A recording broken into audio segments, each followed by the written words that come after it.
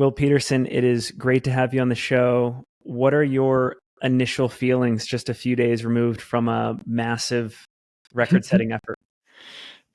So many initial feelings. I mean, my knees still hurt. That's a big one. I went running a couple miles yesterday just to try to shake things out, and the knees were pretty inflamed still.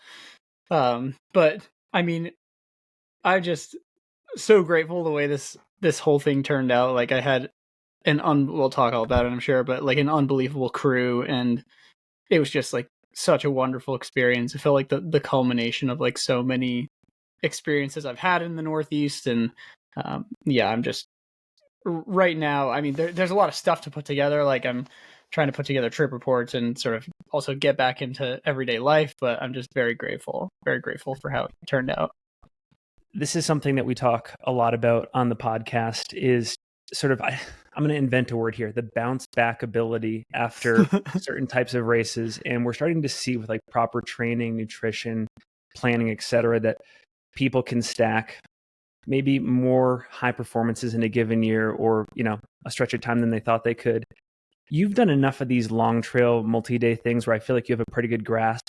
Is the recovery any better like the second time around or the third time around after like the Diaritissima, the unsupported attempt, like, or is it still on like a deep cellular level, something that takes like, half a year to a year to bounce back from? Yeah, it has definitely gotten better. I think like my first big effort was the Diaritissima, which was in 2020, and my body was wrecked for multiple months. I'd say it took me at least 3 months to get back to normal. Just that deep-seated fatigue that you can't shake. Yeah. Over time, like this is my fourth one of these. Over time, it has definitely gotten better. Right now, I actually don't really feel that fatigued. I know if I tried to go run something big, it would, but really the biggest thing right now for me is that the joints hurt, and once the joints stop hurting, I plan on trying to get back on the horse pretty quickly, just because things feel good, and I feel like to some extent moving the body makes it feel better. Do you change sports come wintertime? Like it's almost fall there in the Vermont, New Hampshire corridor. Do you get into skimo, or are you someone that is hiking, running year round? Yeah, no, once there's snow on the ground, I basically exclusively ski tour during the winter. I don't run much at all, which I think is good for my body too. It gives it a little break from the pounding. Well, before we get into it, and this is more for the audience, just some background on the long trail. And if I miss anything here, please correct me or fill in. Oldest continuous footpath long trail in the U.S. I think it was sort of like a precursor to the Appalachian Trail. Runs the length of Vermont, about 272 miles. I think there's like 65, 66 grand of climbing. You're going from the Canadian border down to Massachusetts. We were just talking offline. The terrain in the northern sections, like Mansfield, Camel's Hump, somewhat similar to the Whites, but then as you get further south, a bit more cruise, you can kind of make up time.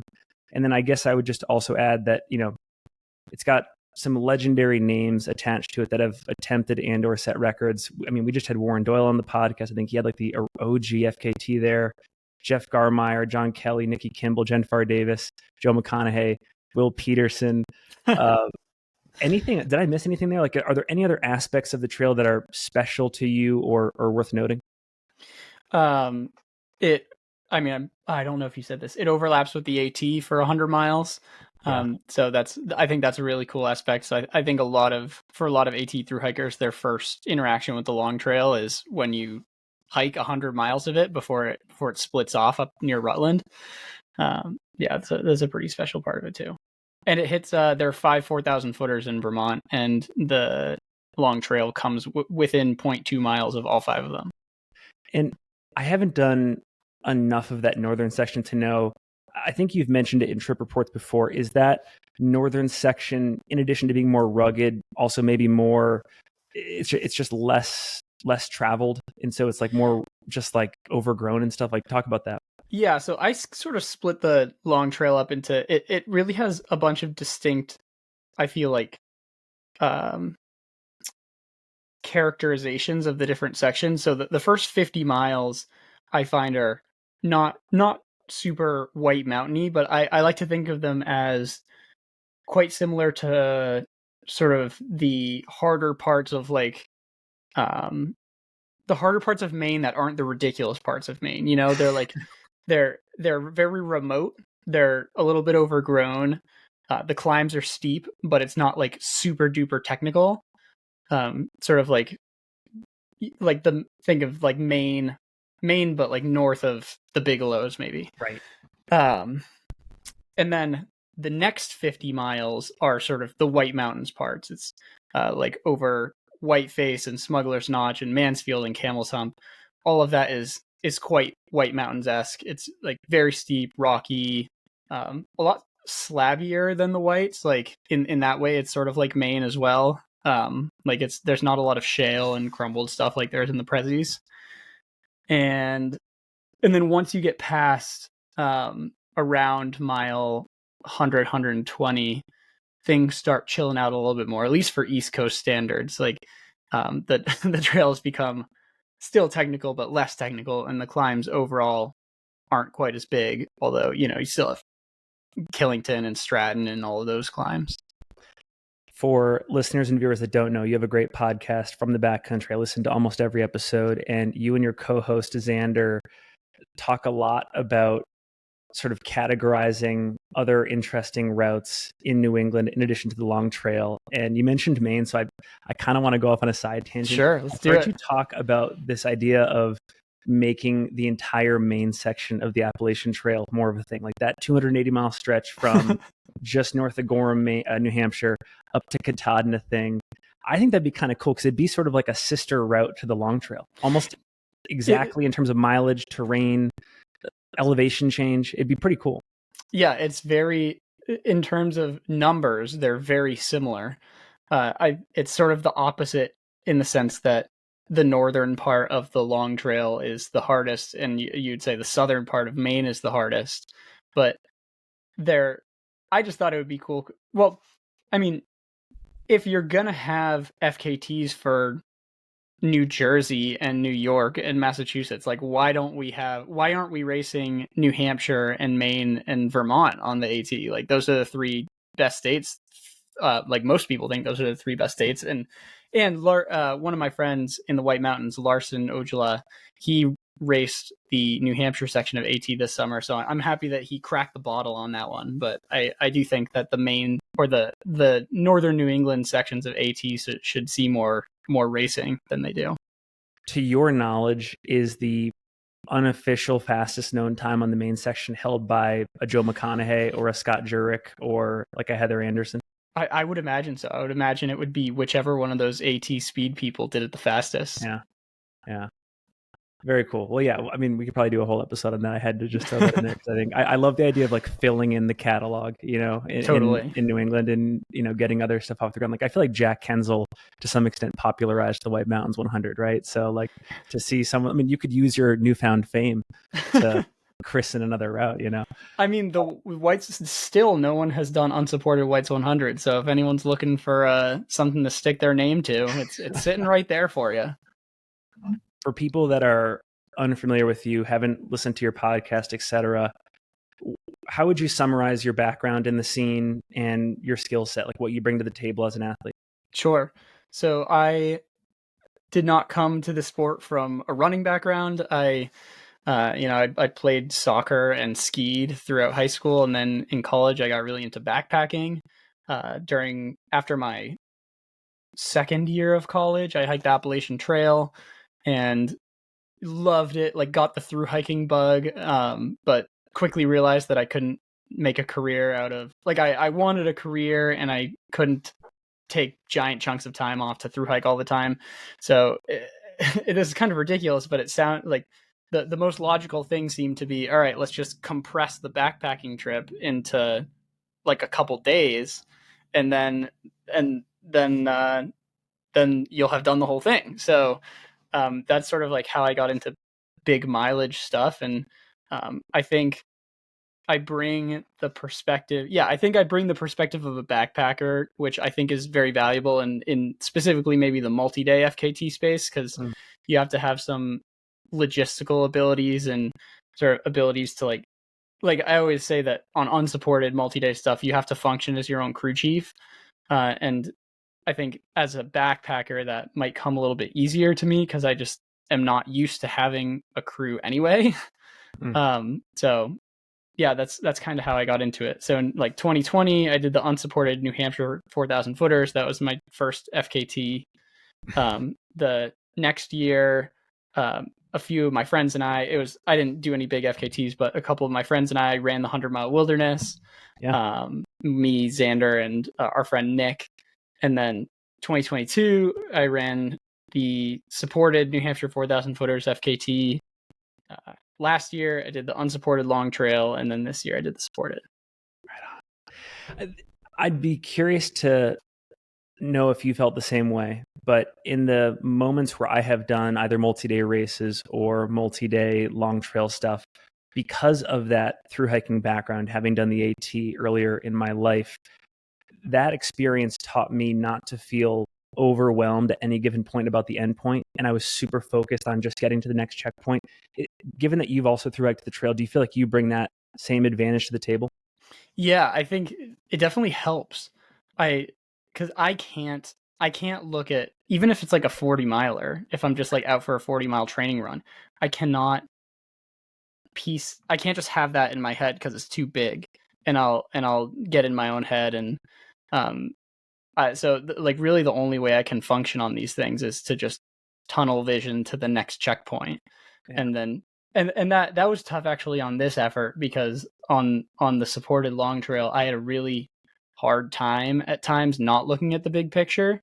And then whenever I would do that, I would just start to feel so overwhelmed, and Xander had to rein me in a couple times because I was just like spiraling about, I gotta do 95 miles in the last 30 hours. Like, how am I going to do this? And it was like it's a whole thing. But no, I think the ability to compartmentalize is huge. And, coming from backpacking, like you have to compartmentalize a 2,000-mile hike because there's no other option. So when you reflect on why you're now attracted to the multi-day type racing FKT arena, is it because it's like holding on to a past through hiking experience, or are there just other parts of like the logistics, the gear, the mental that kind of keep you in it? I think multi-day FKTs bridge this gap for me between what I feel like is adventure and competition. And I think at this point, either backpacking or running sanctioned races don't quite fulfill either for me. Like, backpacking is some awesome adventure, but I really do love the competition. And then races, I'm warming up to races, but races, there's just something about lining up with like 300 other people on the same start line that's like, man, how much of an adventure is this really? So yeah, that's I think that combination is what I really love about the multi-day FKT scene. Talk more about the warming up to races, because I've listened to the pod for a while. I know you're firmly in the FKT sort of DIY camp. What's changed lately? I mean, part of it is that in my mind, there have always been 4 multi-day FKTs in New England that that excite me, that I find like worth my time to spend a year on. And now I've done all 4 of them. Yeah. And so it's like, okay, my options now are go shorter, which I don't really want to do. Leave the Northeast, which costs money, which I don't have, or get into races. And so I'm looking at all 3 of those options, but I also, last year, like when Cocodona rolled around, I was like, wow, that looks like a lot of fun, and I kind of want to do that. So I don't know. I think I'm being forced to look at different options just because I've kind of run out of multi-day things in New England that excite me, but I don't really know where the next step is right now. What are the 4 routes that you deem sort of worthwhile in New England? For multi-day stuff, yeah. I thought the supported and unsupported 48 and the supported and unsupported long trail were the 4 that I thought were like very competitive and very unique records. I think we got to workshop the name, but the main 280, whatever we want to call it. I think that is the missing link. It might be. It really might be. Yeah, I don't know. I have a hard time establishing times. It's hard for me when I'm not chasing something. Okay, that's interesting. We'll get to that in a minute. Going back to your career, reflect on the moment that you knew you were interested, at least, in being competitive on a national or international level. And like, was it based on faith? Was it based on proof? How do you function that way? So I remember, like, when I did the Diartissima in 2020, I was basically just like, oh, there's this local record, the unsupported New Hampshire 48. That's really cool. I think I might be able to get that. But I more or less treated it as like a big mile backpacking trip. I didn't really treat it as this is a super serious race. After I finished that, I started like getting into more of the FKT scene and looking at different records and all these different people, and I discovered who all these different legends were. And I think it was 2020 that Joe McConaughy did his long trail, and he got number 2 FKT of the year.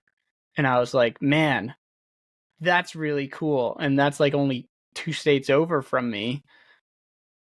Why couldn't I want to do something someday that's that cool. I think that was sort of the start. And I knew that would be a long road, but I think it was all the way back then when I was like, man, that's really cool. I want to do something like that someday.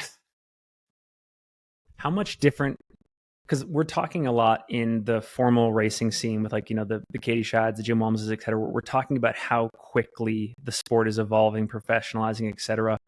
You mentioned that, it was back in 2020 when you kind of got initial inklings about what you could do. Do you feel like the FKT space, given that you monitor it so closely, do you feel like it is also rapidly changing? Standards are being totally reset, reimagined, and I don't know, like, what are your thoughts there? I mean, definitely. If you just look at the long trail, like the between 2000 and early 2000s, I forget when Ted Kaiser set his record, but it was maybe like 2002 or something, and it was 4 days, 14 hours, 4 days, 15 hours, somewhere in there. From 2004 to 2021, when Ben Feinson set the record on the long trail went down like 3 hours. Wow. And in the last like 2 years, the record's gone down like 17 hours. And so you could chalk it up to like, oh, John Kelly and I are just amazing, or the sport is just getting so much more dialed in terms of the logistics, the nutrition, the sleep. Like everyone's got to have a spreadsheet now with all the, like, and I just think things are starting to get so much more buttoned up now. And I wonder if that'll plateau because you can only optimize logistics so much. Like, I feel like I absolutely optimized logistics on this hike, and I don't think anyone can optimize them better than I did. So if someone's going to beat when someone beats my long trail record, it'll just be that they're faster than me. Yeah. So I don't know. I think this sport is at its infancy. Like, I know I talked to Nick Fowler about this on my podcast, but Great episode. It's a great episode. I was sort of just surmising about the future of different trails, and I was talking to Nick about how, this was before I did the long trail. I felt like I could go sub 4 on the long trail. But I was sort of looking at the long term for the long trail and saying, okay, and like, what is the long trail going to look like in 20, 30 years? I don't think anyone will ever go sub 2 on the long trail. I'm not sure that that's physically possible for a human to do, but will someone ever go sub 3 on the long trail? Like, yeah, probably. At some point, someone will probably figure out how to do 3 90-mile days in a row on that terrain. I don't think it'll probably be in my athletic lifetime, but no, I think this sport has a long, long way to go, and that's part of the excitement about it, I think. You used the word plateau, which is interesting, and I'm reminded of it because Appalachian Trail, those records, supported, unsupported, held for like 7-8 years now. Sure. Pharr Davis goes back like over 10 years now. Joe McConaughy, who I think has registered with that unsupported AT thing, the greatest performance in our sports history. I agree. Do you think there's a plateau going on there? Is it all marginal gains now, or is there like a big strike to hit into that time? It's a good question. I don't know. The multi-week scene is a little bit more of a mystery to me because I still like don't quite understand how they do it. But I don't know. Yeah, like you have to think that the difference between Joe and like Joe McConaughy and Carroll's times is still not enormous. And so you have to think that there's another jump to be taken on the supported side. That said, Joe McConaughey's self-supported AT, I think, is the most impressive endurance feat I've ever seen. So maybe that's just an outlier. But yeah. A couple more questions before we get into kind of like the meat of the long trail. And this is something that impresses me about you. But I got to tell a kind of a story to set the context. So sure. I think like once every 3 or 4 months, I rewatch this series on Netflix. It's called The Last Dance. Have you seen it?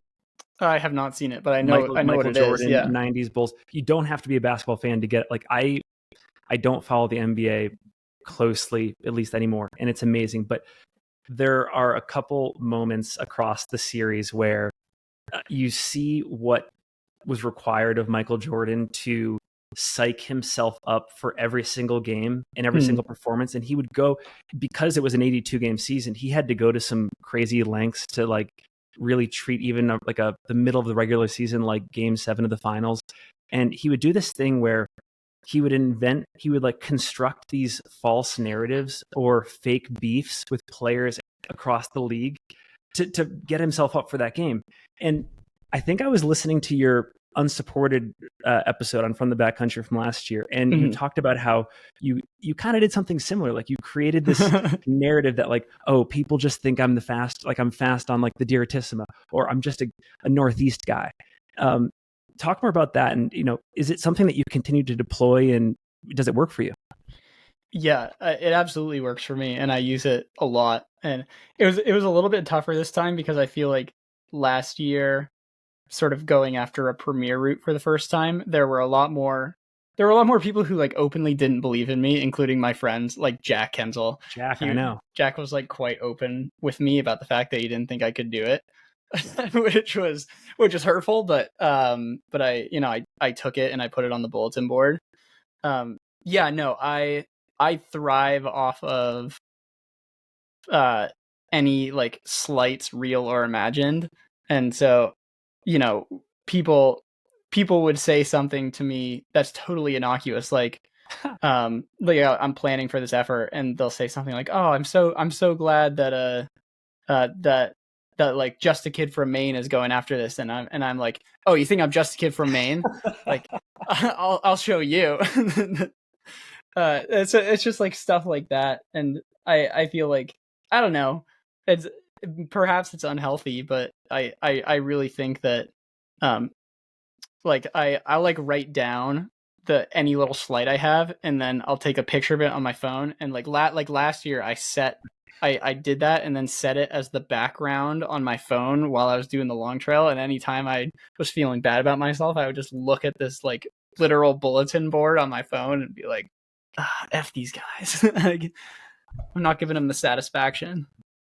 There's a scene in The Last Dance where Michael Jordan very early in his career decides he's going to retire from basketball. He's going to go play in the MLB. And there's this guy in the Utah Jazz here in Salt Lake. His name is Byron Russell. And a reporter talks to him and he says, "Tell Michael Jordan, I'm really disappointed that he left because he couldn't handle me. If he tried to score on me, I would lock him down. I'd hold him to whatever, like 20% shooting from the field, etc."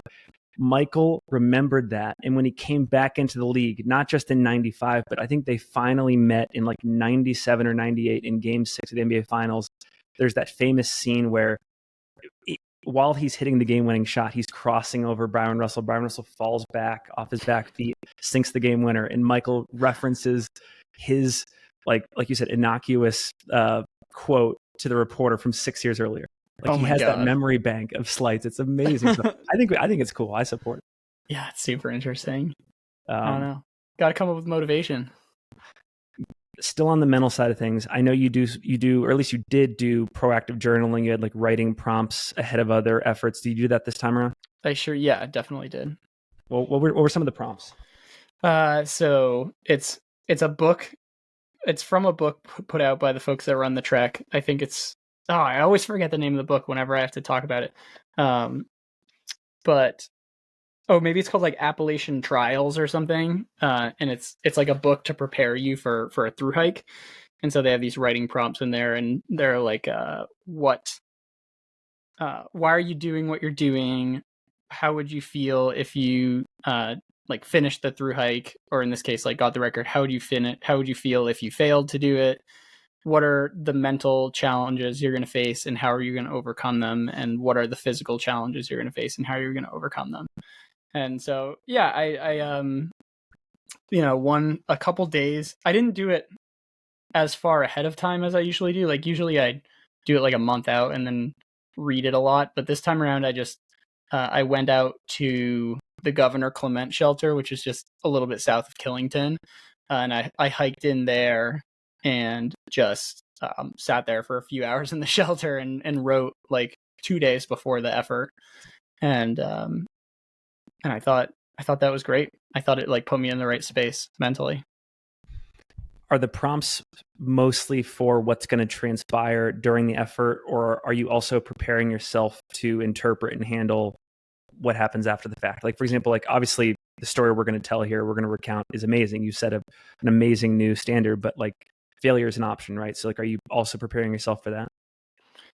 No, it doesn't really look, I don't really look beyond the effort. Like when I talk about like how I would feel if I failed, it's more like, I would feel terrible because there's so many people coming out and I've wasted their time, or like it takes so long to train for one of these and I would have wasted that opportunity, or like all the people who quote unquote don't believe in me, they're all gonna feel validated.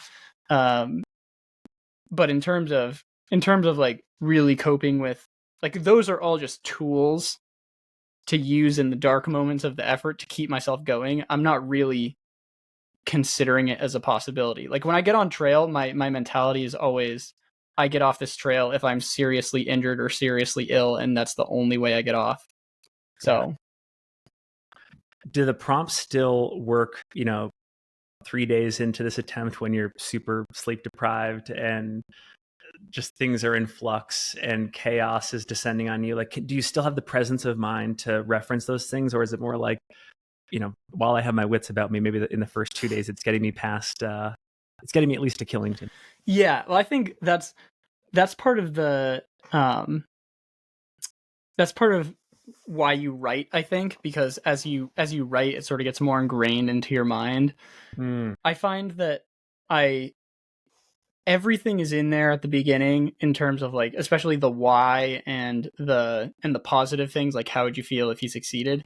As I get farther into the effort, I feel like those sort of get stripped away, and it tends to become more just like, how would you feel if you failed? And so like when I'm really in the pain cave, it tends to be, don't quit, because if you quit, you suck. And then that's a pretty potent, or it's like, at least for this effort, a lot of what I thought was, don't quit, because if you quit, you've wasted all these people's time that came out to help you, and you don't want to do that. So that's sort of how things progress, I think. We had a really interesting inbound question from listeners, viewers, and it was about training. And I think the question was like, for something like the long trail, do any of the books out there, any of the research, does any of it apply to something where you're going to be out there for 2, 3, 4, 5, 6 multi-weekdays, And I think the question was like, is there any room for high intensity training in preparation for something like the long trail? I know your training is fairly unusual for an athlete of your caliber. Talk about it here and maybe address that to some extent. Yeah, I mean, I think it's pretty unusual. I've never been coached, so I don't really know what, like, I've read Training for the Uphill Athlete, and I have a background in like biology, so I feel like I know it fairly well, but I've never been coached, and so that's just a predicate for this, is that I don't really know what I'm talking about. But I spend most of the year following roughly the uphill athlete 100-miler training plan. So there's some intensity in there for sure. Like I do a lot of threshold stuff. Occasionally, like I'll do fartleks and strides, and I mean I do a lot of strides, but I don't really think that's the meat of like what prepares you for one of these things, though. And I think that like what prepares you is my more unusual stuff, which is about, I'd say, about 4 to 5 weeks before the effort, I will like completely abandon normal training, and I'll just do 2 to 3 weeks of enormous mileage. Like if I can get the time off, it's usually backpacking. But this year it was a lot more just like big days without backpacking. And that's just to, like, my idea has always been, I know I'm building this aerobic base with all this training throughout the year, but I think in order to really execute a multi-day effort well, you need to have trail legs. and like for people who don't know, trail legs is just like when you're a thru hiker, after you backpack for like 3 weeks, your legs just start to become bulletproof, and the hiking just becomes easier. And so it's strange, but I've always felt like if I can get my legs back into thru hiker shape, then I can sort of combine it with the fitness I built over the year. So yeah, 4 or 5 weeks out, I do 2 to 3 weeks of like huge mileage. I'm like, 50, if I can swing it, like 50, 60 hours a week of just like really low intensity walking / hiking / running. And then this year in particular, on the last day of my training, which is about 2 weeks out from the effort, I employed this strategy from one of my mentors, which is to go to a ski hill and take the lift up and just run downhills all day. Oh, wow. So it's supposed to really bulletproof your legs, and I can confirm that it does that, but it's an incredibly hard workout because you're supposed to run the downhills at like marathon pace. And so I went to Wildcat up in New Hampshire, and I ran 20,000 feet of downhill in 5 hours, and my legs were obliterated. But then, when it came, and then, from there, I just basically tapered hard for a couple weeks, and then it was game time, and my body held up pretty darn well.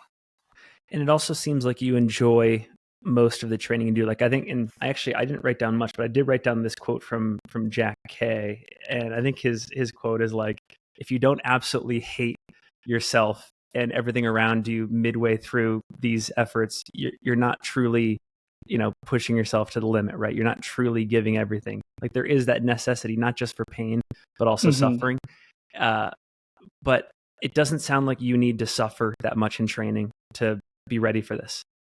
Yeah, there's a certain extent of, I think this year especially too, because my time is so limited, and my time is so limited with school and everything, and there were a lot of times on my big mile training days where it was difficult mentally, because I have such a limited free time that I just kept thinking, man, why am I doing this right now? I should be home and spending time with my family. Like I should be home spending time with my girlfriend. And so like that was difficult more than other years, but I would say that the training itself is really fun. I love big days on trail, and that aspect of it doesn't feel like work to me. I'm going to reference this a lot, so we'll probably just link to it. But the episode you did on your unsupported FKT last year, in that episode, you talked about, I guess it'd be like the logistics for yourself midway through the attempt. You did these voice memos, if I remember correctly, that split the trail into like 50 sections. Yeah, and there were flashcards as well. And I don't know if you did that again this time, but like talk about how much of your like gear, crew, pacing plan ended up going to plan versus having to modify or wing things mid-attempt. Well, I'd say that so much of it went to plan, and I think that's a testament to the fact that my crew and I planned this effort. We've been planning this effort for 8 months, and we've put dozens of hours into planning this thing. It was like we really had everything down that could possibly happen. I think like we had turn by turn directions for the entire effort. We had like, and it was, I like drew it into the like Vermont atlas for my dad because he's a map guy. We had like fail safes or everything because we had the like, this is just an example, just for navigation. I wrote out a document with turn by turn directions for every single stop. We had the Vermont atlas with turn by turn directions like drawn on the map, and then we also had a document that showed like the Google Maps pins along with like where you find it on the Far Out app. Yeah. And so there's just like fail safes everywhere of like, this is how we do it. And it was like that for everything, for pacing, for nutrition, for like crewing.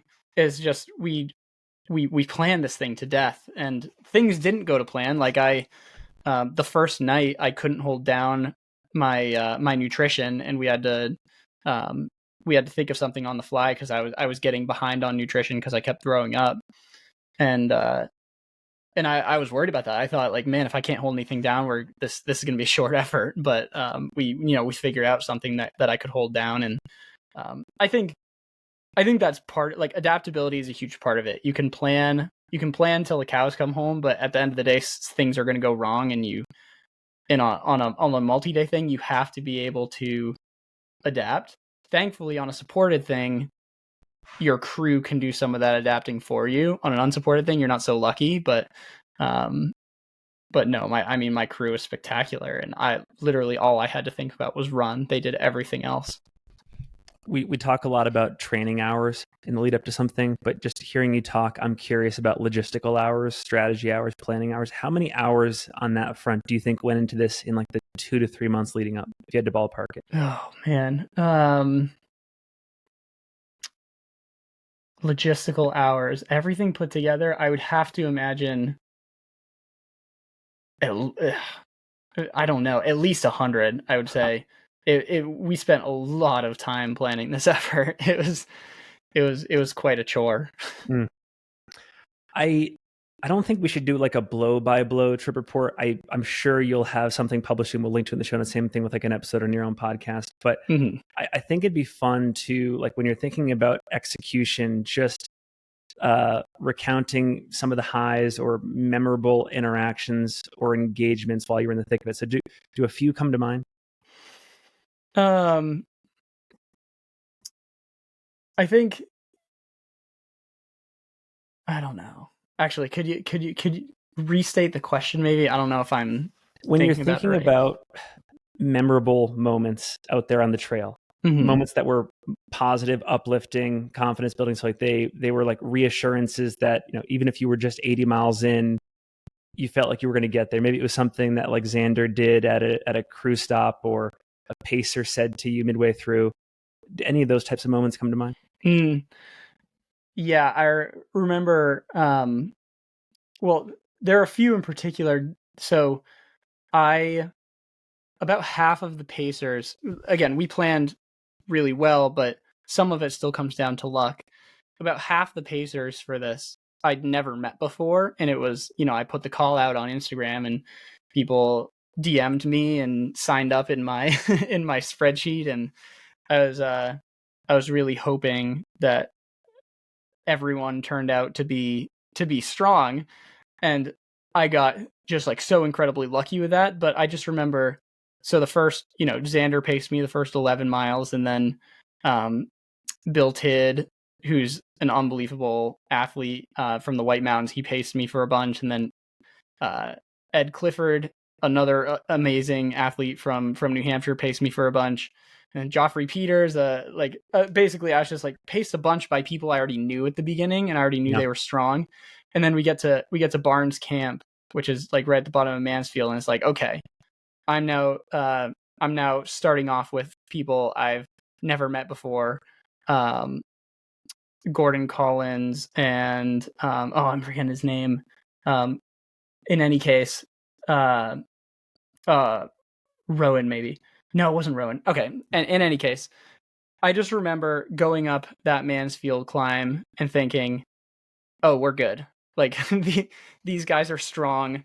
Like these guys are good. We're going to be just fine. And there was no drop off from the guys I knew were studs to the people I didn't know. And that was a great feeling. I also just remember Bill Tidd. He's like sort of my mentor with all this stuff. He's this insane 61-year-old guy who set the New Hampshire 48 record. Again, beat my That's record amazing.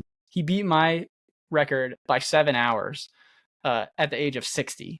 He's unbelievable. The Ludo Pomeroy of the FKT scene. Yeah, he's just crazy. But he I just remember when I was super nauseous, and he's just very calming presence, and I couldn't hold anything down. He was just like, he brought up like 5 different options, and he's like, we're going to try this first, and then we're going to try this, and then we're going to try this. And I was just like, okay, things suck right now, but I can just focus on walking because my crew has this figured out. Like they're going to be doing everything they can to keep me going. And that was I was still worried, but that was very comforting to know that I had just like a crew of studs behind me. Were there ever any moments mid-effort where the record was seriously in doubt, or you were at an extreme low point, or was it for the most part as efficient and smooth as these things can be? I think there were, so we kept going through this cycle throughout I split the trail up into a bunch of different segments, and I had like the flashcards for each one that would tell me the mileage and the vert and the paces I need to hit and the climbs and stuff. And my old watch was like a Garmin Forerunner 945. It would always overshoot the mileage, which was annoying because it would make it look like you were going faster than you were. And so I finally like bit the bullet and got an Enduro 2, and it's like incredible. I love it. But I set all of the settings in a way that would give me the lowest mileage possible. Like I turned off 3D speed and 3D distance, and I set it to GPS only mode, and it like massively undershot the distances, which in some ways is good, but in other ways it always showed me that my pace was horrible. And so I would just get in this cycle of like, I'd get a few miles into a section, I'd look at my watch, and the pace would be like a minute and a half per mile slower than what I needed to be. And I would just be like, oh my God, meanwhile, I'm like working this effort. I definitely was my like highest level of like consistent work. So I was like working really hard to hit these splits. And I was like, I can't, like, maybe this is the moment that I'm starting to fall off and that my paces actually do suck. And then inevitably I would come into the next aid station a few minutes ahead of schedule and everything would be okay. But we just kept going through this cycle every single every single time. And but in terms of like a moment, we basically hit the splits the entire time. Like there was no time where we like missed the split by half an hour and we were like, oh no, what if I'm falling off the paces? It just never happened. We did fall behind John Kelly, but that was the plan because he went out really, really fast on his FKT last year. And so like about 50 miles in, we were 2.5 hours behind him. But yeah. That takes a lot of confidence and self-restraint, I imagine.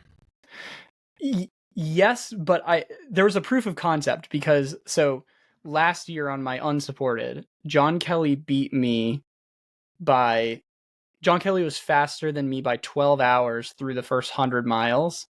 But then through the last 170 miles, I was 5 hours faster than him unsupported. And so I knew that I could make up time. The only real question was like how much time, and I knew I could make up 5 hours unsupported.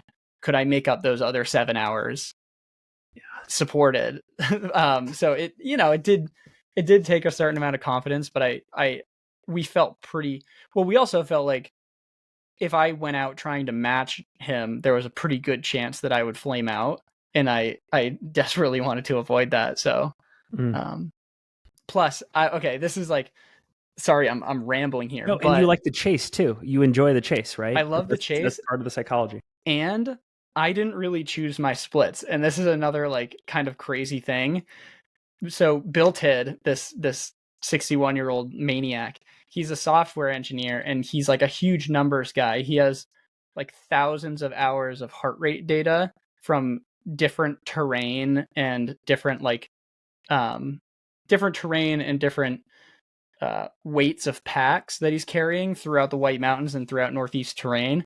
And he came up with a formula that gives you it predicts the penalty in your pace for whatever percentage of your body weight that you're carrying as gear. Oh, my. Is this proprietary or is this going to be open sourced? I'll have to talk to Bill about that. It's not mine to give out. But amazing. I will say, my splits for this effort were just my splits from my unsupported effort with Bill's formula applied to it. And his formula was within 10 minutes on every single split, the entire effort. It was ludicrous. So that was pretty cool. Like going in, there was the question of, okay, like most of this, like Bill's formula is based on his own heart rate data. And so like how generalizable is it? But it turned out to be quite accurate, which was kind of crazy. This just popped into my head because of that. I wonder if we'll be able to put a date on the last FKT that has ever been set in our sport that was fueled by largely emotion and less based on just this amazingly engineered, spreadsheeted, army-esque attempt. You know what I mean? Totally. And I feel like for there probably are a couple Bill Tidds out there. Bill has the pack to effort ratio spreadsheet. I'm sure there's like 4 or 5 other ones in the FKT community that we're not acknowledging right now. Amazing. So I just wonder, are we only like 5 years removed from the romanticized aspect of this being thrown out the window and like everything is like to the T? Sure. I think there's room for both. Like this was, we beat this thing to death with numbers, but we also had an incredibly special, emotional effort in terms of all the locals and the vibe that was curated on this effort between the crew and everyone was like so special. So I think there's room for both, but I do think you're right that that's the future. It's like in order to be competitive at these things long term, you're not just going to be able to go out there and say, I'm going to send it for 4 days and get the record. You're going to have to be absolutely dialed in. And I think I might be slightly ahead of the curve on that because of Bill. But it's definitely interesting. We were talking earlier just about sort of historical times on the route. And now that we're getting into the weeds of execution, it actually, to me, makes Cave Dog's time, Ted Kaiser's time, that much more impressive. That in like 2001, he ran sub 5 days on the trail before really anyone knew anything. It's really, it's really crazy. Impressive time. I just finished this Barkley book by Alexis Berg, and it goes into his Barkley finish there, and he's amazing, and has totally retreated into private life now. Like I think he's super into politics and not really in the trail scene. Like he's just doing his own thing. Oh, interesting. I want to meet him at some point, but I don't know if he's about that life. But yeah. Well, anyways, I think I'm remembering, I think I butchered the Jack Kenslow quote. I think the quote is, "You're only racing hard enough if you are miserable and want to quit." I think that's what he said verbatim. Yeah. Do you was that the vibe for you? Do you subscribe to that? Like if you're really threading the needle and trying to set a new standard, a new reference point, you have to do that? Yeah, I think it depends what you're looking to do, I guess. Like, I think Jack's point is that in order to get the absolute best out of your time, you have to do that, which I think is true. Like, you can break records without going that deep into the pain cave. I would say my supported 48 was not that deep in the pain cave, and we got the record. But the the best times I've put down are on the long trail, and they were both miserable for long periods of time. So I think that obviously it's a line you have to ride very carefully, because if you go too deep into there, then there's a chance that you're going too hard and you're going to flame out. And but I do think that the line of optimal speed is somewhere in not having fun. Do you feel like you pushed harder, less, or about the same on this attempt that you did on your unsupported? Like, did you have to go further into that pain cave, or was there something about the supported realm that, allowed you to step off the gas a little bit? Yeah, it's interesting because I've gotten into the recovery now, and I think my body's less destroyed than it was last year.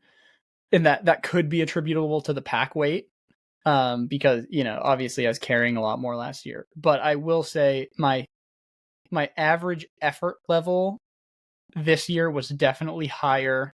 And I think my mental state throughout the effort was shakier this year, because I think what I was saying to my crew throughout the effort was, on an unsupported effort, you have to be cognizant enough to be your own crew chief and to make good decisions.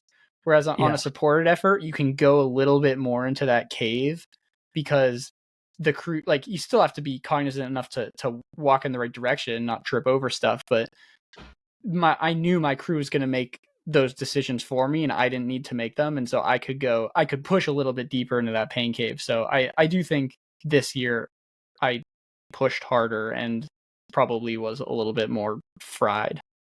What was your exact finishing time this year? It was 3 days, 21 hours, and 10 minutes. So you took was it roughly 7 hours off John's time? 7 hours and 20 minutes or something like that. So I guess I'm wondering, that's a huge chunk of time, in my opinion, to shave off. Not to mention the fact that you went sub 4 days. Do you feel like now we're in this like Goldilocks zone of extremely challenging but doable, or do you feel like you have no idea what to expect anymore, and like the next standard is whatever, 3.5 days or 3 days? How are you currently thinking about that? Like, in terms of how someone will, like, where someone will improve on my time? Exactly, if they even can. Like, are we? No, I don't think I've just like closed the long trail. I think it'll be really, really like hard. Jack closed the White Mountains 100. Right. I think John would be the first to say that his record was not perfect logistically, and there was some wasted time in there in terms of like not moving.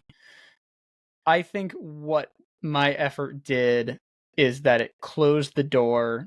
Like I said earlier, it closed the door to someone beating me because their logistics are better. Like, you will not have better logistics than I did. You have two choices to beat me: either go faster or sleep less. That's it. So, and I only slept for 6 hours and 45 minutes. So, like, if I had to guess, I would imagine that the break is going to be marginal when someone breaks my time, but I could be wrong about that.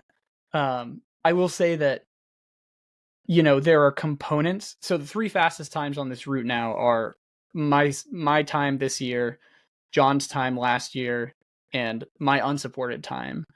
And all 3 of those efforts have aspects that shine above the others. And if you can combine the best of those times, then there's time to be had. I think that's the way. Are there any call outs you want to do? Are there any athletes that you want to see go after this in the near future? Man, I mean, I heard on the FKT of the Year podcast last year, I heard Carl Sabe talk about how he liked what was going on over here. I don't know if it's on his radar, but I'd obviously love to see someone of his caliber come do it. I will also say, I don't think, this is maybe a hot take, Please. I don't think that the gap between the quote-unquote pros and the quote-unquote amateurs is that big in this sport right now. And so my plea to the locals of the Northeast is, you just saw what an amateur with a really good crew can do. Even if a pro comes and takes my record next year, we can take it back. Someone's just got to be willing to do it. There's there's people in the Northeast that are really, really strong. Alyssa Godesky's one. I know she's coming back from injury. There's this, I won't call him out on here, but there's this college kid at Dartmouth who's on the cycling team who's poking his toes into ultra running, and I think he would be an absolute monster. Not Jordan Field, not Jordan Field. No, this is an undergrad. Okay. There's this kid. He's not a kid. His name's he's running like 50 milers right now. His name's Me Binhammer. I think if he, what a name. Isn't that a strong name? What a name. If he's really, really strong. I think if he ever decided to get into to multi-day stuff, he'd probably be good at it. So I think there's a lot of people potentially who could do really well, and I hope people do. I hope people do, and I hope the locals don't let it go for a while. Well, yeah, and I so that actually, I mean, this is a perfect segue.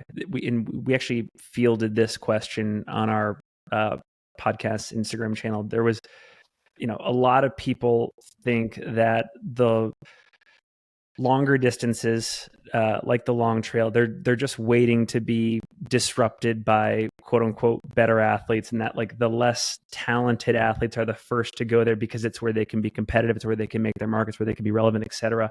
That's not necessarily my view. In fact, it's not my view, but it is a popular view out there. So you'll hear stuff like, oh, if a Jim Walmsley or a Katie Scheid turned their attention to any of these things like the PCT or the AT, and they really were serious about it and they devoted like a block or a year to it, it would be no contest and they would obliterate the current marks. Right.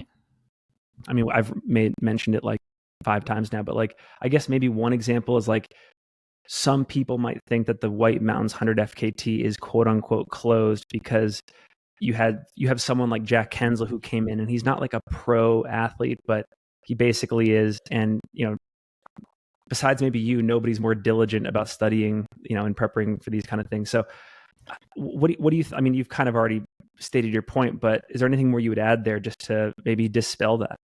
Yeah, well, this is what I like to call it the Usain Bolt problem, which is that you can play this game all the way down the distance spectrum. Like, okay, so we're just gonna discount everything that the multi-day people do because for some reason you think Jim Walmsley could do it faster. Maybe he could. I think the only way to know is for people to do it. It takes a different skill set. It takes an outdoor skill set and a tolerance for pain and sleep deprivation. So I'd love to see those guys come and do it. But anyway, what I was saying was, okay, so let's discount everything that I do and that String Bean does because you think that Katie Scheid and Jim Walmsley could do it faster. Well, okay. Personally, I don't actually think this, but personally, maybe I think that, Jim Walmsley's only good at 100 milers because Kipchoge doesn't want to run 100 milers. And if Kipchoge decided to run UTMB and train for it for a year, then it'd be absolutely no contest. So, why don't we just do that? And if you go all the way down, it's like, well, okay, well, Kipchoge's really good at the marathon, but I mean, what if Usain Bolt trained for the marathon? Like that, he'd probably smoke everyone. So let's just discount what every runner does except for Usain Bolt. And it just seems like a silly argument to me. The only way you know how someone's going to do in a sport is for them to do it, and until they do it, I don't take it super seriously. If anything, the benefit of this debate, because I'm sure there are people out there that think this is just a stupid thing to talk about and it's annoying and it's disrespecting. To me, I love it because I want it to instigate people to come into this area of the sport and participate. So it's like, if we can get more top level athletes into the multi-day scene, into the long trail scene, the multi-week scene, I think we're better off because, having more people in something helps solve the unknown pieces of the puzzle faster, right? And it just makes it more exciting and maybe, I don't want to say validating, but actually this is a question. And, you and I'm reminded, you and I talked in the past about speaking versus executing reference shifts into existence. And certainly when it comes to the 100-mile wilderness, I've always said that we should cut to the chase and aim for 100 miles in one day, aim for that kind of high-minded objective, instead of shaving, hours here, minutes here, and maybe getting there in like 20 years or 10 years instead of 1 or 2. So talk about that more, maybe in relation to the long trail, like how FKT goals should be structured. Should it be based on what's been done? Should it be a total dreaming exercise? Should it be about like our shared history of experience in these realms? How do you what do you think is the best way to approach this stuff? I think I subscribe to the Jack model, which is the Jack Kenzel model, which is you should figure out how fast you think you can possibly do the route feasibly, and you should go after that time. And so, for me, it was, okay, I feel like I did the long trail as pretty much as fast as I possibly could unsupported last year. I applied Bill's time to it. I moved around some logistical parts, and I came out with a time, and I was like, okay, that's the time I'm shooting for, because I scientifically came up with this time of what I think I can do on the long trail. And we ended up actually going almost 2 hours faster than that. But that was sort of the impetus behind it. I mean, I don't think, like, for example, if I had said, okay, my goal is to, like, my numbers tell me I can go sub 4 days, but the record is 4 days, 4.5 hours. So I'm just going to go 4 days, 4 hours and 29 minutes and call it good. I think that's doing a disservice to yourself and to like the records at large. Personally, I also think it's not great for the records at large to just say, okay, I'm just going to shoot for sub 3 on the long trail because I think that's cool. Like I don't have any data or numbers telling me that I can do that. And so I think that's sort of like, we've talked about, like, we sort of have a difference of opinion, maybe a little bit on that. And I think that's where it comes from, is like, when I love shooting for the absolute best time I can. I love it when people do too.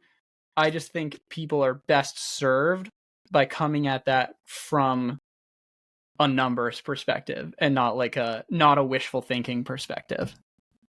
One podcast segment idea I have from the backcountry is a recurring predictions episode where you pick a particular route and you and Xander, whoever joins you, you explain why, not just on a mechanics level of like gear, logistics, fitness, but also maybe even considering like cultural landscape shifts for like why, okay, the year is 2032 and would you believe it, the time on the 100-mile wilderness to beat is 26 hours, or the Prezi is now whatever, like 306. I think that'd be really cool. That would be really cool. I think that's an interesting concept. We'll put it in the developers room, but I like it. But I think going back to the prospecting times for routes, there is maybe a fine balance to strike on like the unwarranted confidence piece and looking at history and what's been established and how people approach things and chipping away. It's tough for me to chip away at things though. I like taking big chunks. I mean, it's interesting. The one of the problems is it's kind of hard to figure out how to come up with realistic splits, like without going out and like tempoing the entire trail, which if you've got time, like that's basically what I did for the unsupported long trail last year, is I like tempoed the entire trail over the course of 10 or 11 days. And I was fortunate enough to have the time to do that, but not everyone does. And then it's like, okay, I want to go race the 100-mile wilderness, but I live in Utah. I mean, you've already done it several times, so it's like slightly different, but for someone who's listening to this and has never stepped foot on the 100-mile wilderness, but wants to go do it, but hasn't, and is like a really good athlete, but doesn't necessarily have the time to go scout the whole thing start to finish. Like, you kind of do have to just come up with splits, and maybe you are wishful thinking to some extent. So I see that side of it too. at least on the long trail topic, closing questions before we get to more of this miscellaneous listener stuff, which Sure. I think will be thoroughly entertaining. I warned you. Oh, I love it. I recall you saying, and again, maybe I misremembered. I thought I heard you say after you set the unsupported record last year that this would be your last time on the long trail because, med school was going to get more demanding, might not have time for the multi-day stuff. Talk about how things were able to change and you had this opportunity this year. And is it really for sure going to close this year, or are you going to get to keep doing multi-day stuff from here on out? Sure. So yeah, part of it was ignorance about like what the third year of medical school would look like, and I didn't know it at the time. Med school in third year is insane, but it's insane with like a couple weeks of breaks stuck in, and you can sort of finagle when those break weeks are. And so I was like, all right, if I just kill myself the rest of the year and stack up 4 weeks of break in August, then I could potentially execute one of these routes. And then it came down to, once I figured that out, it came down to, okay, what do I want to do if I'm going to do this? I could, I looked at some stuff like traveling somewhere and trying the Colorado Trail or the JMT. I really like the Arizona Trail, but that's sort of like a bigger, just like time wise, it's a bigger ask because it takes 2 weeks just to execute the thing. And so when I was thinking about it, I was like, okay, my timeline is going to be more pressured this year. I'm not going to have as much time to scout as I normally like. So what can I do? Like, what can I do where I can come away at the end saying I absolutely optimized that? And I thought, well, probably something that I already have institutional knowledge of. And then it was like, okay, the most obvious thing then is to go back to the long trail. I don't want to do it unsupported again, so let's do it supported. Yeah. And you're happy you did. I mean, obviously, like, you have the record, so you have to be over the moon, but it wasn't necessarily your first choice, which is interesting. I'm really, really happy that I did this. It is an amazing send off for me to this like Northeast multi-day scene. And the fact that, last year was amazing, but it was by myself. Like the fact that this year I got to do it with so many amazing Northeast athletes as well. And my parents got to crew me for the whole time. And like my best friend was out there for the entire, like Xander was out there for the entire effort. It was just so special. It was so special the way it turned out. Like the long trail will always go sub 4 to the hands of locals. Like that will never not be the case that a bunch of locals were the ones to do it. And that makes me really, really happy. And I'm quite pleased about how it turned out. From a multi-day standpoint, do you feel like now you're done for the foreseeable future? And when I mean foreseeable, I mean like years wise, or do you feel like there could be more windows? I think, this year I really enjoyed the racing, but unlike years past, I didn't enjoy the training that much. Again, like I said, I spent a lot of time on trail feeling like, man, I have such limited free time. I would love to be spending it with my loved ones. And so this year, the second half of my third year is going to be much busier than my first, which was already quite busy. So I'm, basically I've made the decision that next summer I'm taking off for multi-day things. Like maybe I'll do something in the sub 100-mile range or like sub 24-hour range. But yeah, next summer I'm taking off, and then I'm still trying to figure out how to make this happen, but my long-term goal is that I would very much like to take a poke at Cocodona in 2026. Wow.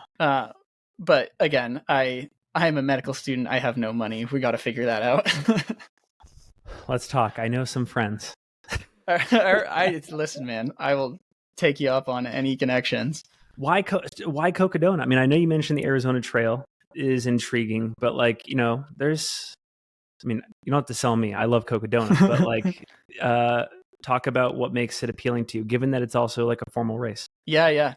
There are a few things when I look at other trails, like, again, the FKT outside of the Northeast that excites me the most is probably the Arizona Trail.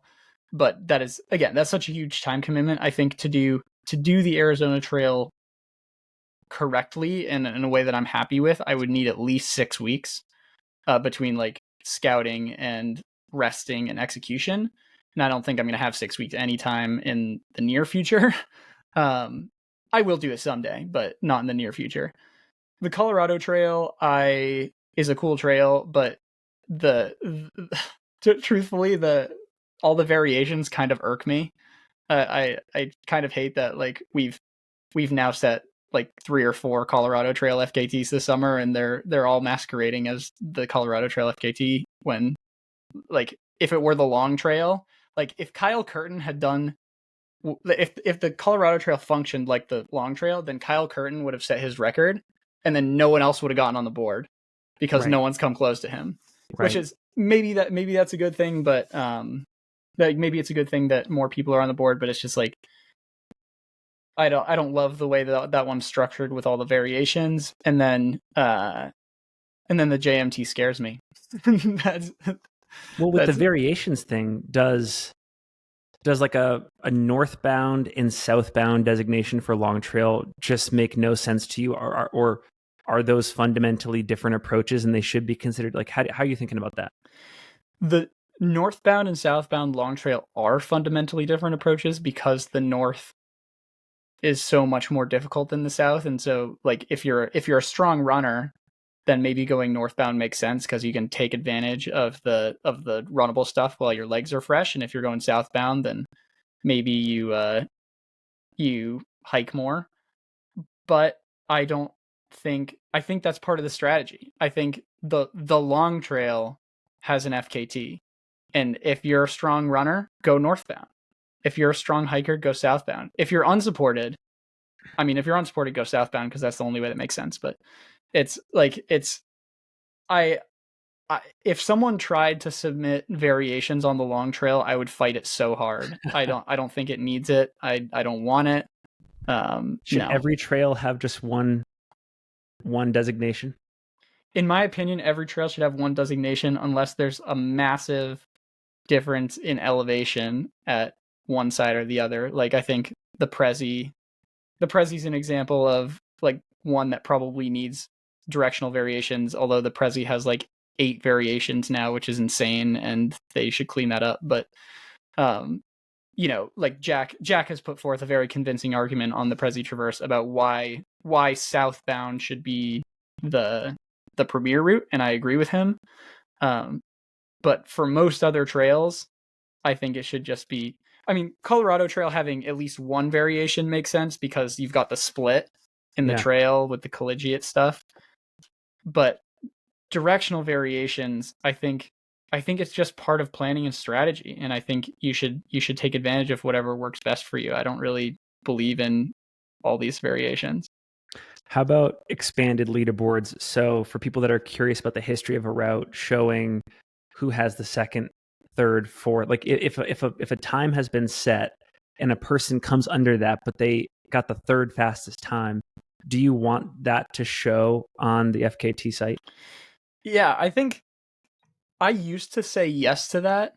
I understand now what FKT is going for, which is when you look at an FKT board, it should tell you a story when you look at an FKT board, because it should be telling you the story of every time on there is the fastest time, and that time stood until this time came along. And if you start adding all these different times, then it becomes really hard to tell that story. And so I think in my ideal world, I think that you would have the FKT board, and then below that you could have just like a leaderboard. I think that would be madness for FKT. Like they barely have the manpower to verify all of the times they already do, and they would probably get 10 times the submissions if they did that. So I just don't think it's realistic, but it would be cool. Coming back to just the future, how about the Appalachian Trail? Is that totally out of the cards just because of the career you're pursuing? Something would have to change. I don't think the career I'm pursuing, I think I could take time off at some point in my life, but something would have to change in terms of my mentality. Like I don't know, the idea of one, I'm not totally convinced that it's not really bad for you in terms of your health. Like being under that much chronic stress for that much time. And two, just mentally, pushing 70s on the long trail is like so miserable, and I can't imagine pulling 50s for a month and a half, which is what you have to do on on like to challenge like String Bean's record. I'm not interested in the supported Appalachian Trail record. If I ever went after the AT, it would be going after String Bean, because that's the pinnacle to me. Yeah. But nowhere in the near future, I'll say that. If it's going to happen, it's going to be 5 or 10 years from now. Are you tracking Tara Dower right now? I am. Tara's sick. I think she's going to get it. She's going to get the southbound for sure, unless something horrible happens, but she is 100% in play for the overall, which is unbelievable. So for context for the audience, do you think she'll definitely get Jen Pharr Davis's time? So she'll set a new women's time and might contend. No, I think she's definitely going to get Christian Morgan's southbound record. Wow. Like the overall southbound record. And then at least so last I checked, obliterating Jen's time. I think so. Last I checked, she was a full day ahead of Christian's time. And granted, I think the last time I checked was like right before I started the long trail. So it was like a week ago. So I need to recheck in on her, but she is just so strong. And if she has continued on that trend of putting time on Christian's record, then she will be in play for Carl's time. If you're going supported, in my opinion, I want TV crews out there making super, like, because I am having so much fun following her tracker and refreshing I guess it's called Chump Change FKT, the page that they're posting updates to. I'm having such a fun time following, but having like the daily vlog stuff, if they could do it, they could churn that out, or just anything to bring us closer to the experience, I think would be amazing. And I believe, and I think Xander said this, that if you're going to max out either style, whether it's unsupported or supported, go all the way, right? And I include entertainment value in that. Totally. I completely agree. I mean, when you say that, it reminds me of the question I saw on your Instagram of like the should we split up super supported from like 2-person crew supported? Right. And I think the answer is no. I think you should just put together a better support crew. That's part of planning. And I've been on the other side of that too, where I didn't have the full support and it sucks, but put together a bigger crew. I agree with you, but I have been shocked to find or to encounter a lot of prominent people that take the opposite view. Like we just had Warren Doyle on the podcast, very amazing guy. I love that guy. I love that guy. Super entertaining, but to him, the archetypal supported FKT is Karel Saab and Jorn, his like single support guy who is just driving solo into every single road crossing, setting up like Walmart purchased gear and sending him on his way. Like that's his, and he calls it like the I don't know. He's obsessed with this sort of like grassroots, pull yourself up by your bootstraps, but like if you have more means, still reject it type strategy. It's then why not just do unsupported then? Like the question is like, do we want this like idealistic pull yourself up by your bootstraps thing, or do we want the fastest time? Because I thought that's what we were going for here. Like if you want the fastest time, then you max out the support. Do you still think that these, I'll use the term loosely, regular thru hikers, when they're at the end, when they summit Katahdin and they've just spent 4 months on trail, do you still subscribe to that view that they're ready to tackle something significant like the long trail or the JMT, or is it getting too competitive for that just immediate transition to happen? I think that, well, it's a good question, because I know a lot of people feel quite fatigued after a thru hike. I think that a lot of those people, no, I think these trails are too competitive. Like I think back to where I was 5 years ago when I finished the AT. I could not have done the long trail like I just did right then. I think through hiking gives you an incredible base and a through hiking base can probably get you a record like the unsupported New Hampshire 4,000 footers, where it's like a regionally competitive FKT that people care about, but the national stuff is different. It really is, and it's like I think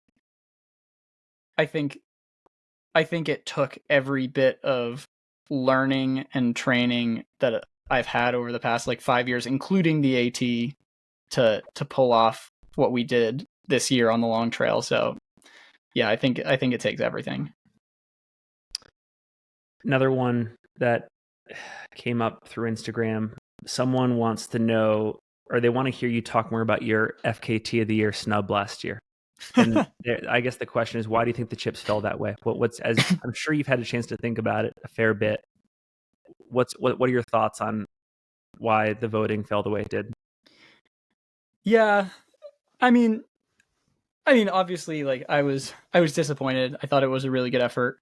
I think I'd say I was more disappointed for like the Northeast, because I thought that there were a lot of really strong efforts from the Northeast last year. Like the long trail, there were 2 records on the long trail, me and John, and they were both really strong. And Jack broke the Prezi last year, and Christian Morgan did the southbound AT last year, and the Northeast was, completely left out of the FKT of the Year awards. But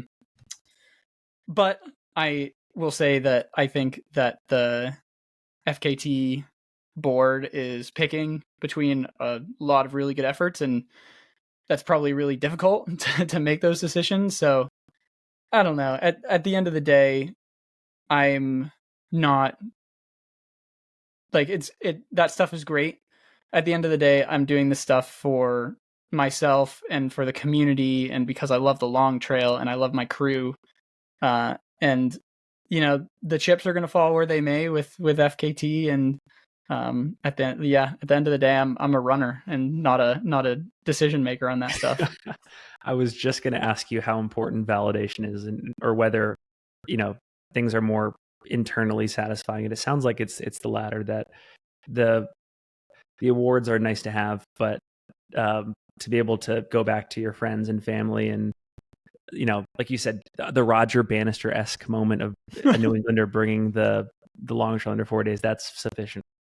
Yeah, it was pretty cool. And like the part of me that loves the Northeast and wants the Northeast to be like, I think obviously I'm the biased Northeastern guy, but I think that this region has some of the most competitive times in the world, and I do want like the community at large to have that prestige. Like it hurts when the Northeast often gets left out of the conversation, but yeah, at the end of the day, I think it's more about the community and more about the effort itself and more about the trail than any of that stuff. It's so interesting. So mutual friend of ours, Dan Kurtz, I just saw him in Salt Lake. He was stopping through before Broken Arrow in June, and we were on a run in the Salt Lake City foothills. And maybe it's because we were both born in Maine, so we're super biased, and there's something that happens where you just love where you're from no matter what. But we were both commenting, and we kind of brought it up independently. When you think about the mountains in Vermont, New Hampshire, Maine, there's a spirit, there's a feeling, there's an ambiance there that we have not been able to find elsewhere. Like I can be here in the Wasatch outside of Salt Lake City, and from a utilitarian perspective, these mountains are amazing. Like they more than satisfy the training that I need to do to be my best self. But it's missing this intangible that I only get when I go back to, I park my car at Pinkham Notch, and I start the climb up Lion's Head. I don't get that feeling anywhere else. And again, maybe it's, you chalk it totally up to your hometown, your backyard, all that kind of stuff. But every other mountain range, I've been to Chamonix, every other mountain range is purely utilitarian, does not give me the warm and fuzzies. And I've been on this relentless search to find it, and it all points back home. I mean, I agree. Like I didn't, you could chalk it up to where you where you grew up, but I'll say like I spent my childhood in the mountains of like Western Maine and sort of the Eastern White Mountains in New Hampshire. I didn't step foot in Vermont hiking wise until I was 20 years old. So, you know, I didn't have that connection growing up, but it's still the same thing. It's like there's something so special about the Green Mountains, and like when I go up Camel's Hump, when I go up Stowe, when I'm on top of like Jay, it's just like something different. Yeah, I don't know what it is. Maybe there's some sort of science out there to explain what I can only feel. Yeah. But okay, two more listener questions. So you had 6.5 hours of sleep over the course of 4 days. Was that correct? I guess to be technical, 6 hours and 52 minutes. So hour and a half, roughly, hour and 1.7 hours of sleep a day. Were you surprised at how your body responded? I'm guessing in a positive way to, that lack of sleep. It's always surprising to me how restorative that the sleep that you do get is, because I would just be so run down by the end of these days, and I'd be struggling to stay awake, especially on the climbs. Man, on some of those climbs at night at like 11:30 p.m. and you got one more climb to go to the car, I like could barely keep my eyes open like while I'm climbing at like 3,000 feet per hour. And then you get to the car and it's like, oh man, like I'm toast. And then you sleep for 50 minutes and then you get back up and you're like, oh, I'm great, let's go. It's like it's pretty unbelievable.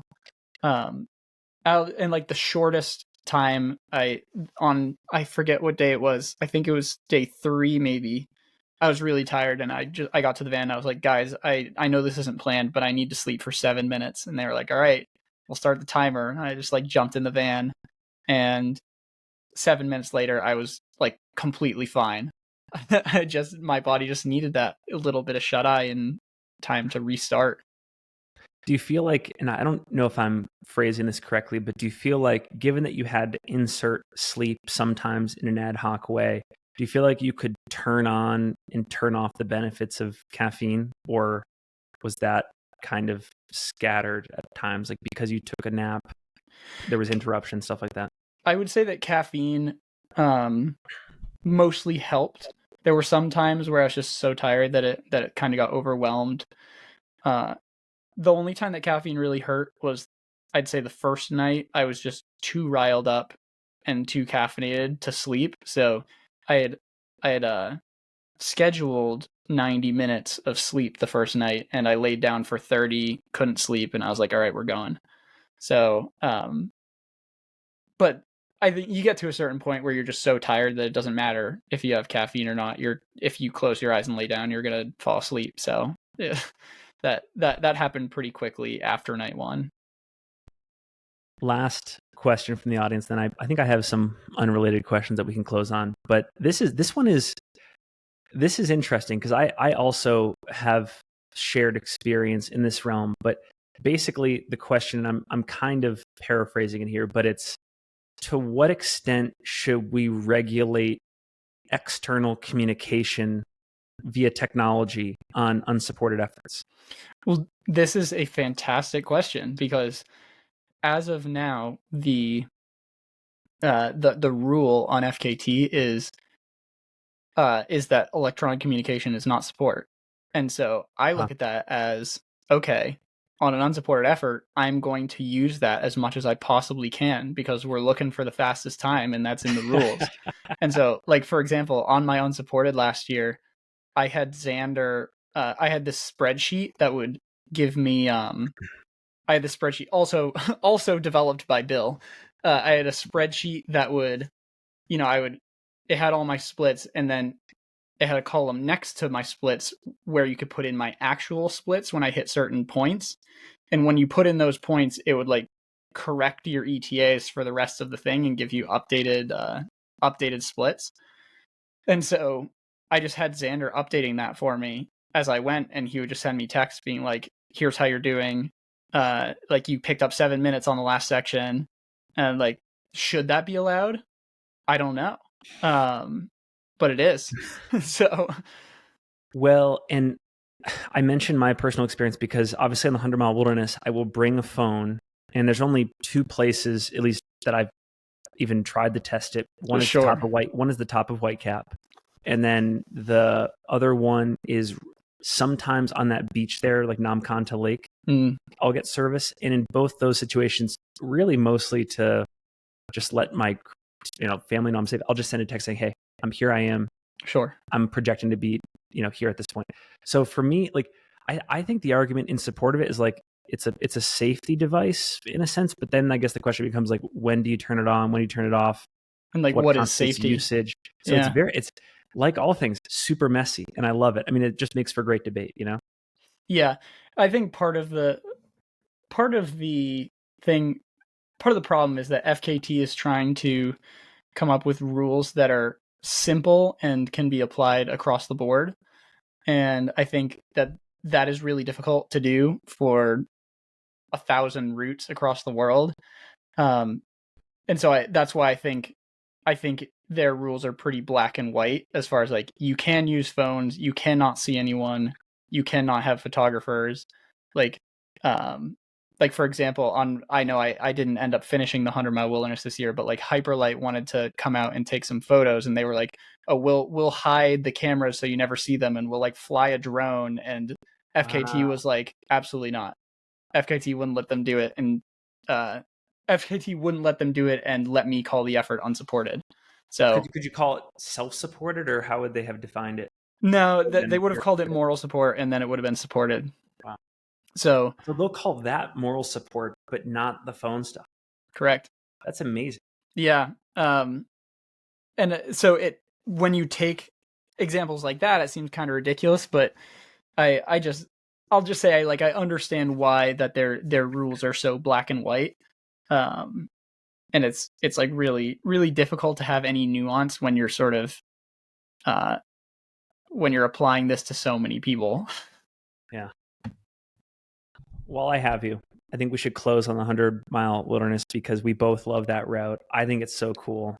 Sure. I know you and Xander have included it in the list of routes in Maine that you want to see become, increasingly premier. I agree. I mean, we didn't include it. The voters included it. The voters. Okay. It was democratically implemented. Yeah. So, okay. All the more legit. Are you going to go back anytime soon? Like, will you go back next year, do you think? How much does it pull at you? Does it pull at you like, where does it pull on you compared to like the Diratissima, like the 48 long trail? It pulls on me. I do love that route a lot. It's like so special. I think the only reason it doesn't pull on me quite as much is like I'm not super confident in my abilities as a 100-mile runner. And that could possibly be because of the like nutrition problems I was having this year, and I think that I've figured out how to not have them. So I don't know. The line I set for myself was less than 100 miles and less than 100 miles, less than 24 hours, which... Well, it is 96 and a half, I think, if we're being honest. That's true, but for me, I don't think it would be less than 24 hours. So I basically have to decide, did I have an and or an or between those two things, I don't know. We'll see. Part of the problem is that for the next 6 months of medical school, I am going to have very, very little time to train. And so once March comes around or April and I finally have time to train, like, am I going to be too far behind the ball to catch up? But man, no, people should go race the 100-mile wilderness. It is very, very cool. What makes it cool? I think the remoteness makes it really cool. It's so different from everything else, even in the Northeast. Like it's like the windy pine forests and all the lakes. Plus you've got the mountains like Barren and Whitecap. I think is very unique because it takes a unique skill set to do in those first 40 miles, you got to be strong in the mountains. In the next like 55 miles, you've got to be able to run, which in some sense is like, it's like the long trail on steroids a little bit, because the long trail, the long trail's really hard in the long trail's really hard in the north and like medium in the south. Whereas I think the 100-mile wilderness is more like ridiculous at the beginning, and then like the gap is different, or the gap is larger in the different halves of the 100-mile wilderness. So it like really requires you to be a strong runner in that second half. I would add that you have to, on the runnable sections, there is some proprioception jujitsu that you have to be well versed in. Like nothing underfoot is free. It's all well earned. Right. And then all the river crossings, and it's just so remote. It's really cool. Yeah. Yeah. Even when you finish on the Golden Road, you still have a 20-mile drive out to Millinocket. Right. Yeah. Yeah. No, it's a chore just to come get you at the end. Do you think there's a right way to approach it in terms of direction? Do you think that everyone should be going northbound? Everyone should be going southbound?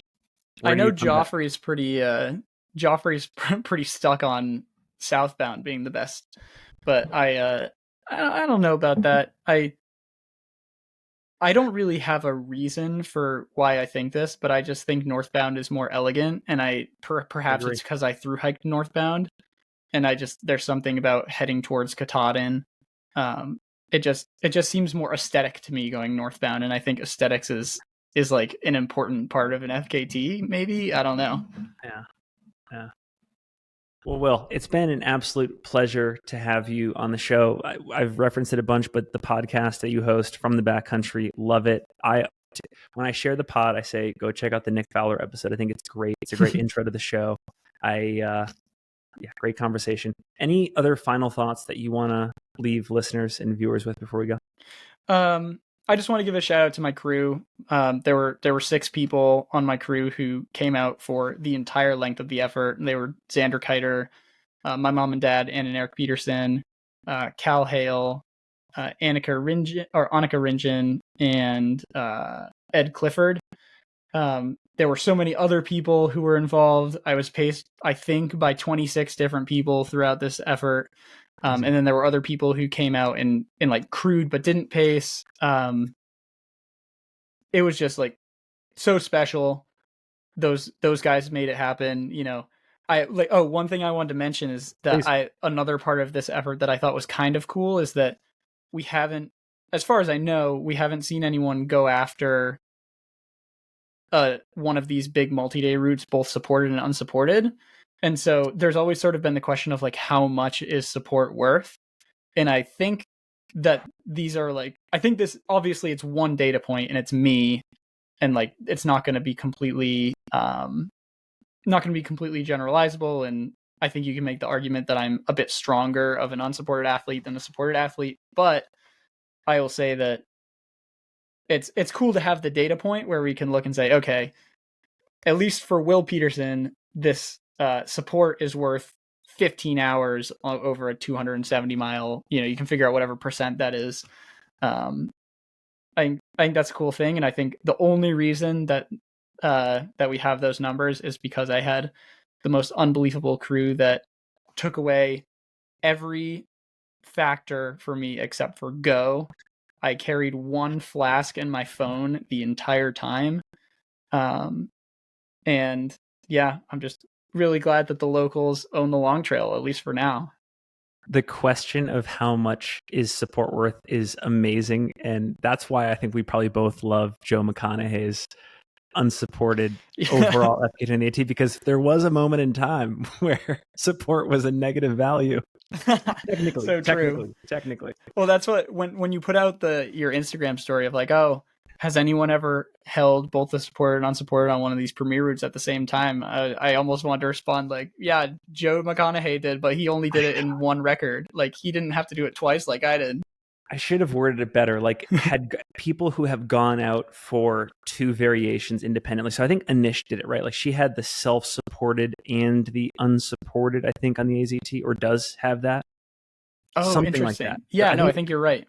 Maybe. Don't quote me. Someone will definitely fact check and come in guns a blazing, but amazing.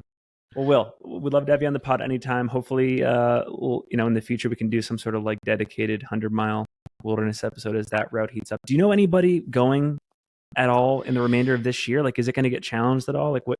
As far as that, I knew of one really strong woman that was going to go after it, but I don't think she's gonna. So I think it might be dormant this year. All right, lives to see another day. Well, hey, Pleasure. Thank you. Pleasure. Thank you so much.